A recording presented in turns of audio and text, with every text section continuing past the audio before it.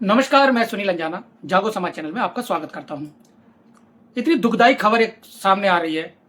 दिल्ली के Mundka industrial area की एक खबर है, जहां पर 3 सफाई कर्मी सेफ्टी टैंक साफ करने के लिए, जो कि फैक्ट्री का सेफ्टी टैंक था, उसे साफ करने के लिए वो गए बिना सुरक्षा उपकरण के। एक सफाई कर्मी सबसे पहले अंदर गया।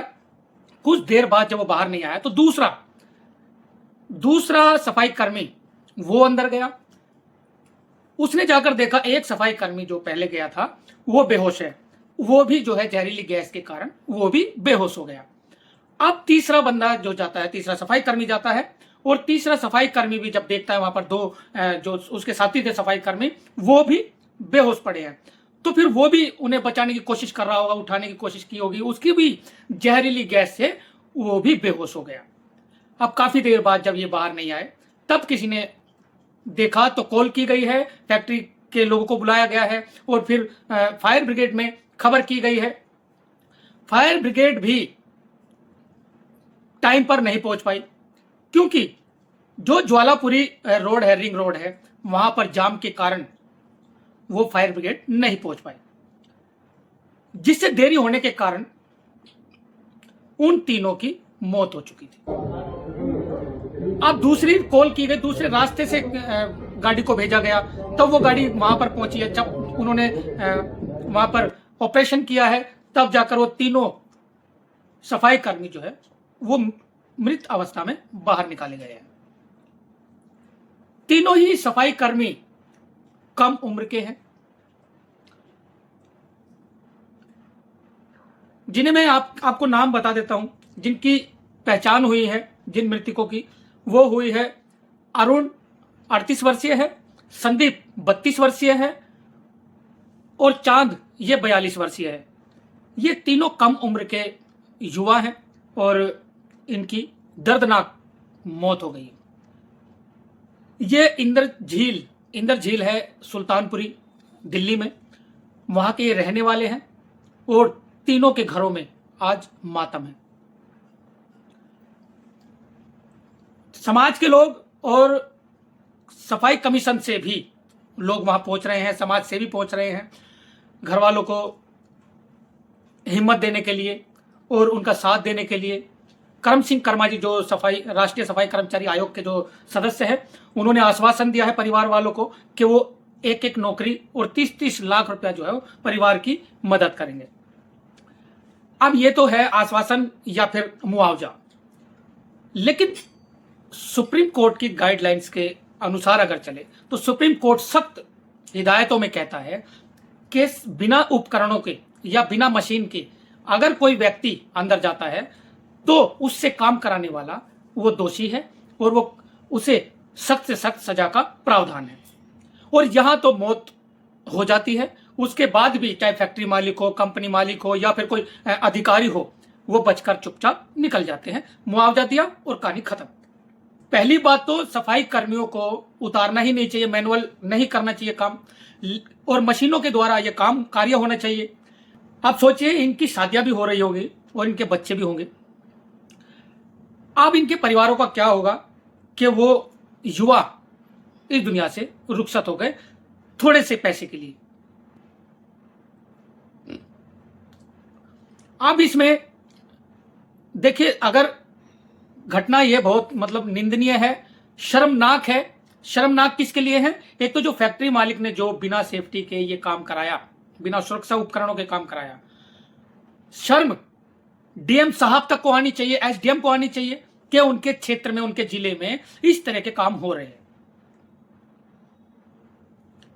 जब तक अधिकारियों को, चाहे वो जिले का एसडीएम हो या डीएम हो या फिर ट्रैफिक पुलिस, जैसे कि गाड़ी जो दमकल की गाड़ी है, वो जो ट्रैफिक के कारण टाइम पर नहीं पहुंच पाई, तो उस क्षेत्र के, उस जिला के जो डीसीपी साहब है, जो ट्रैफिक डीसीपी साहब है, उनके ऊपर भी कार्रवाई सख्त होनी चाहिए, और डीएम साहब के, एसडीएम के साहब के भी ऊपर कार्रवाई सख्त होनी चाहिए। जब सुप्रीम कोर्ट के सख्त निर्देश के बावजूद ये दर्दनाक हादसे हो जाते हैं, तो सुप्रीम कोर्ट ने भी ये सख्त निर्देश दिए हैं कि पटरियों पर और या कहीं भी रिंग रोड पर या रोड पर जहां पर गाड़ियां चलती है या जहां पब्लिक प्लेस है, पब्लिक पैदल चलती है, पब्लिक को रास्ता मिलना चाहिए और वहां पर कोई रेहड़ी पटरी नहीं लगनी चाहिए फुटपाथ पर, और रोड पर भी अवैध पार्किंग नहीं होनी चाहिए। उसके बावजूद सुप्रीम कोर्ट के आदेश के बावजूद भी ये सब काम धड़ल्ले से चल रहे हैं। इसमें जो दोषी है वो नगर निगम के डीसी साहब हैं, ट्रैफिक पुलिस के डीसीपी साहब हैं और जिला के डीएम साहब, एसडीएम साहब, ये सब इसमें दोषी है। क्योंकि जो गाड़ी अगर वो वक्त से पहुंच जाती तो हो सकता था उनकी जान को बचाया जा सकता था। इस फैक्ट्री को भी सील करना चाहिए कि सबको यह पता चले कि भाई अब आगे से ऐसी गलती बिल्कुल नहीं करनी है कि किसी भी सफाई कर्मी को सेफ्टी टैंक में या सीवर में उतारा जाए। जब तक ये सख्त एक्शन नहीं होंगे, जब तक खाली मुआवजे पे, नौकरी पे अगर रहोगे कि नौकरी मिल गई, मुआवजा मिल गया, कहानी खत्म।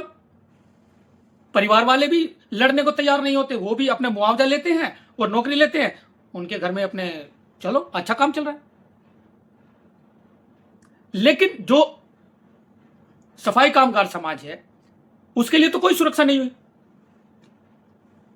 राष्ट्रीय सफाई कमीशन है या फिर दिल्ली सफाई कर्मचारी आयोग है या फिर अन्य राज्यों के जो भी सफाई कर्मचारी आयोग है या SC ST कमीशन है, SC कमीशन है, इनको सख्त कार्रवाई इन लोगों पर करानी चाहिए, ना कि खाली मुआवजा दिलाना या नौकरी दिलाना। ये कोई इसका समाधान नहीं है।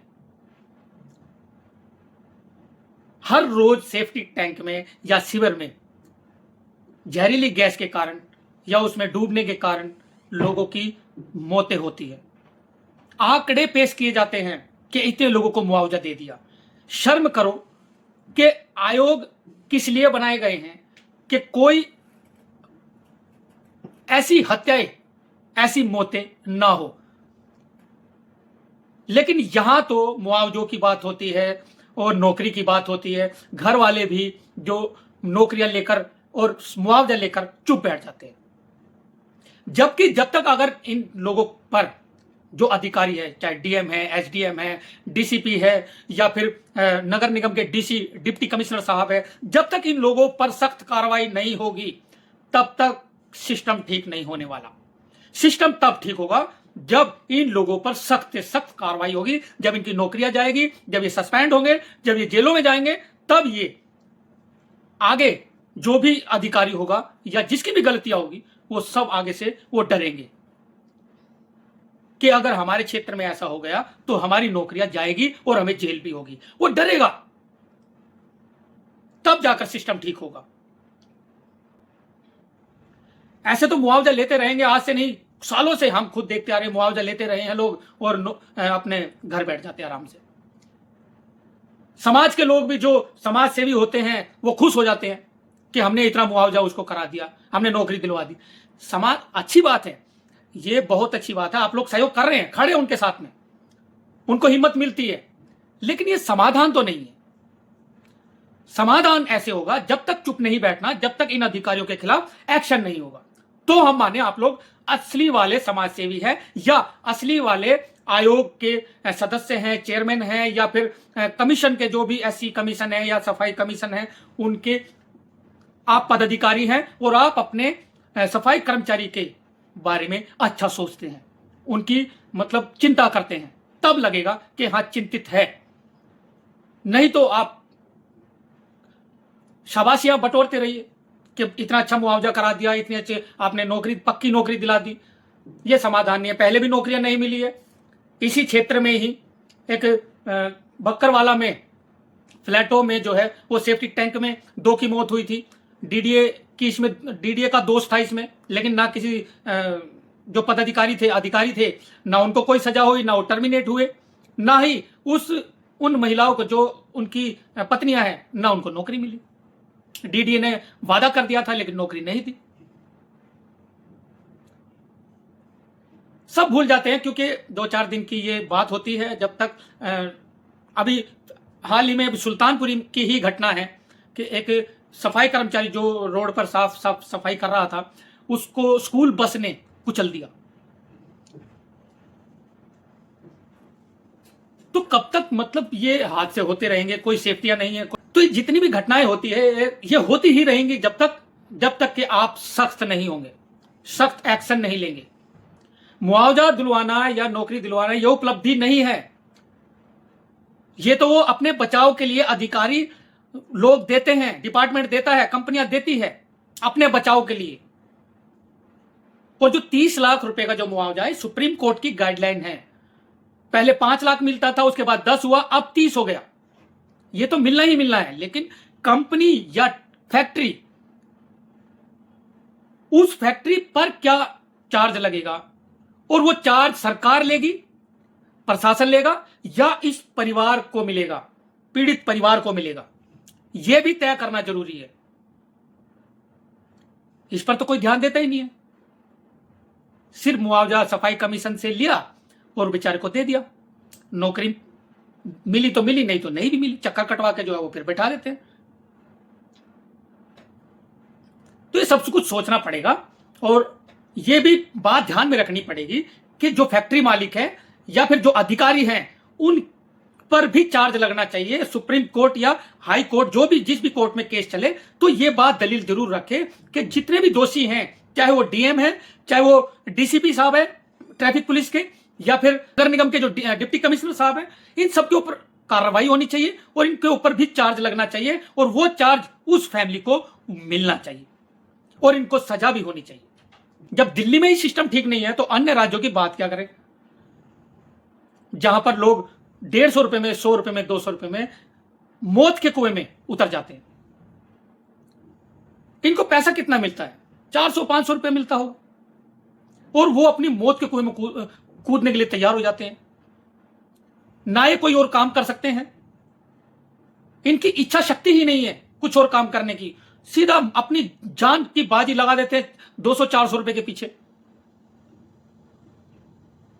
अपने परिवार को नहीं देखते, अपने बच्चों को नहीं देखते, अपनी पत्नियों को नहीं देखते कि उनका हमारे बाद क्या होगा।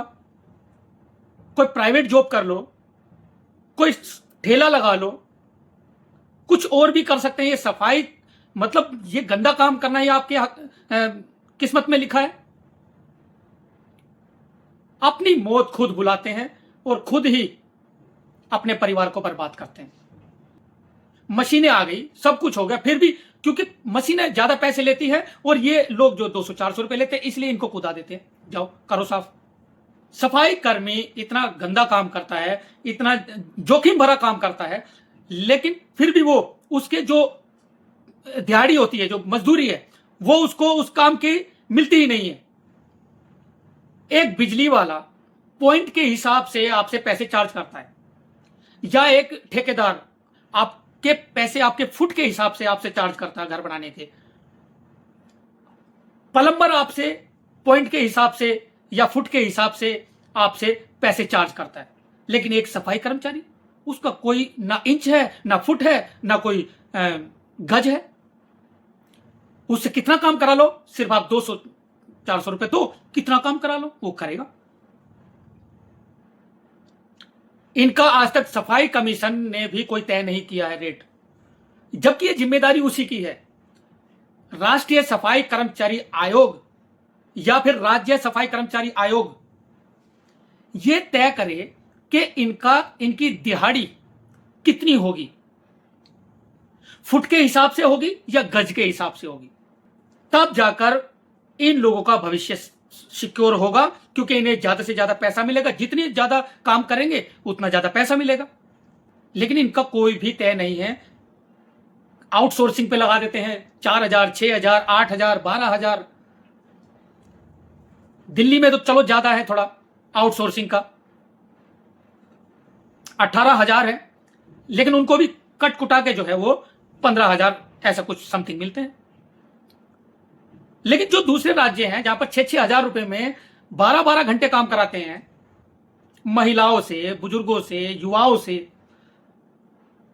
तो उन कंपनी, वो कंपनी जो है, जो कंपनी ठेके लेती है, क्या वो कंपनी ऐसे ही पैसे ले लेती है, या अपने उसका भी कोई रोड मैप होता है कि हमें इतना फुट के हिसाब से इतना पैसा चाहिए, तब वो जाकर ठेके लेते हैं सरकारी डिपार्टमेंटों से या फिर कंपनियों से। कंपनियां कोई भी सब फुट के हिसाब से पैसा चार्ज करती है, लेकिन इन सफाई कर्मचारियों तक वो चार्ज नहीं पहुंचता। अब सरकारी डिपार्टमेंट में ही आउटसोर्सिंग का क्या मतलब है, जबकि सैलरी उतनी ही देनी है, लेकिन इसमें बीच में दलाल की क्या जरूरत है। अब मान लीजिए नगर निगम में किसी भी राज्य का हो, मैं सबकी बात कर रहा हूं, कोई दिल्ली की बात नहीं कर रहा, मैं पूरे देश की बात कर रहा हूं। नगर निगम जो है, म्युनिसिपल कॉर्पोरेशन है, वो देता है ठेकेदार को मिनिमम वेज के हिसाब से, जिस राज्य में जितना मिनिमम वेज तय है उसके हिसाब से वो पैसा देता है। अब ये बताइए, अब जो कंपनी है, जो ठेकेदार है, वो उसमें से काट कर वो कर्मचारी को देता है। तो अब ये बताइए, अब इसमें सरकारी डिपार्टमेंट का क्या फायदा हुआ और जो कर्मचारी है उसका क्या फायदा हुआ।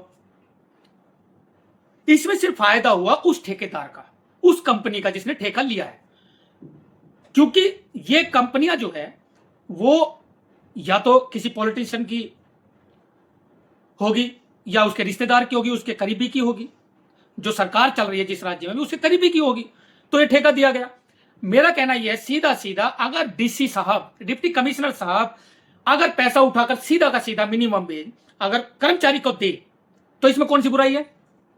ठेकेदार का क्या है बीच में रोल। वहां पर जो अधिकारी होगा, दरोगा होगा, एएसआई होगा, एसआई होगा, एसएस होगा, चीफ होगा, तो वो काम कराएंगे। ठेकेदार का क्या मतलब है। ये ठेकेदारी बंद कब होगी, इसके लिए कौन लड़ेगा। जितनी यूनियनें हैं, यूनियन कोई आवाज नहीं उठाती कि ठेकेदारी प्रथा बंद हो। हां, सिर्फ दिल्ली में नगर निगम में तो यूनियनें आवाज उठा देती है कि ठेकेदारी ना हो, बाकी और सब राज्यों में तो ठेकेदारियां चल रही है, और दिल्ली में भी दूसरे डिपार्टमेंटों में तो ठेकेदारियां चल रही है। जबकि रोजमर्रा का काम है, सुप्रीम कोर्ट खुद कहता है कि रोजमर्रा का काम कभी भी अस्थायी नहीं होता, वो स्थायी काम है। और इन कर्मचारी को, चाहे वो किसी भी क्षेत्र में, जब कंपनी में है, फैक्ट्री में है, या नगर निगम में है, एनडीएमसी में है, किसी भी डिपार्टमेंट में है, तो उसको अगर लिमिटेड है तो लिमिटेड की तरह उसको रखे। लिमिटेड कंपनियां भी जो है वो रिटायरमेंट भी करती है तो उसको लाभांश भी मिलते हैं। ऐसे ही सरकारी डिपार्टमेंट में उनको पक्का किया जाए तो उन्हें लाभांश पूरे मिलेंगे। ठेकेदार को बीच से हटाना चाहिए, और सभी यूनियन को, सभी राज्य के जितने भी सफाई कर्मचारी यूनियनें हैं, सबको ये आवाज उठानी चाहिए, अपने अपने राज्यों से इसको समाप्त कराए। अगर आपके अंदर इंसानियत है, अगर आपके अंदर शर्म है, अगर आपके अंदर जज्बा है, तो आप बंद कराइए, वरना ऐसा काम चलता रहेगा, मौतें होती रहेगी, गाड़ियां कुचलती रहेगी, सेफ्टी टैंक में मौत होती रहेगी, या फिर सिवर में डूबकर भी मौतें होती रहेगी। आप लोग आइए, बरसाती मेंढक की तरह आवाज उठाइए, आओ मुआवजा दिलवाते हैं, नौकरी दिलवाते हैं, और चलिए कहानी खत्म। अगले का इंतजार करते हैं कब आएगा केस। तो चलिए, इसी के साथ मैं सुनील अंजाना, जागो समाज चैनल, आपका अपना चैनल। धन्यवाद।